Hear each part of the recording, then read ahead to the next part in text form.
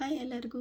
ಇವತ್ತು Saturday vlog ಆಗಿರುತ್ತೆ and ನಾನು ಇವತ್ತು ಬೆಳಿಗ್ಗೆ ಎದ್ದು ಈ ಎಕ್ಸ್ಫ್ಲೋಟಿಂಗ್ ಸ್ಟ್ರಾಬೆರಿ ಪೀಲ್ ಆಫ್ ಮಾಸ್ಕ್ ಹಚ್ಕೋತಾ ಇದ್ದೀನಿ ಬೆಳಿಗ್ಗೆ ಎದ್ದು. ಸೊ ನೋಡೋಣ ಹೇಗಾಗುತ್ತೆ ಇವತ್ತಿನ ದಿನಚರಿ ನಂದು. ಮಾಸ್ಕ್ 1 ಗಂಟೆ ಇಟ್ಕೊಂಡು ಪೀಲ್ ಆಫ್ ಮಾಡ್ತಾ ಇದ್ದೀನಿ.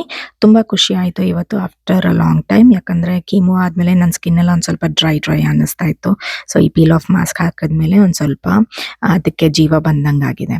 ವೀಕೆಂಡ್ ಆದ್ರ ಕಾರಣ ನಾನು ನನಗೆ ಆಫೀಸ್ ಕೆಲಸ ಎಲ್ಲ ಇತ್ತು. ಸೊ ಅದನ್ನು ಎಲ್ಲ ಮಾಡ್ತಾ ಯೂಟ್ಯೂಬ್ ಎಡಿಟ್ ಮಾಡ್ತಾ ಇವತ್ತು ಅರ್ಧ ದಿನ ಕಳೆದೆ. ಹಾಗೂ ಮಧ್ಯಾಹ್ನದ ಮೇಲೆ ನಮ್ಮಮ್ಮ ಮಲಗಿದ್ದಾರೆ ನೋಡಿ ಇಲ್ಲಿ.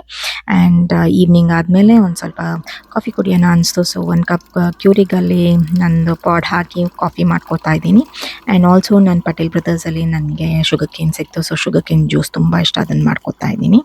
ಆಮೇಲೆ ಸಂಜೆ ನನ್ನ ಗಂಡ ನನ್ನ ಮಕ್ಕಳು ಎಲ್ಲ ಈವೆಂಟಿಗೆ ಹೋಗ್ತಾಯಿದ್ರು. ಸೊ ಅವರು ಎಲ್ಲ ಸೌಂಡ್ ಸಿಸ್ಟಮ್ ಬೋಸ್ ಸಿಸ್ಟಮ್ಸ್ ಕಾರಲ್ಲಿ ಇಟ್ಕೊಂಡು ನನ್ನ ಮಗ ಹೆಲ್ಪ್ ಮಾಡ್ತಾ ಇದ್ದಾನೆ. ಇಲ್ಲಿ ಎಲ್ಲ ಸಿಸ್ಟಮ್ ಎಲ್ಲ ಕಾರಲ್ಲಿಟ್ಟು ಅವರು ಹೊರಗಡೆ ಹೋಗಿದ್ದಾರೆ.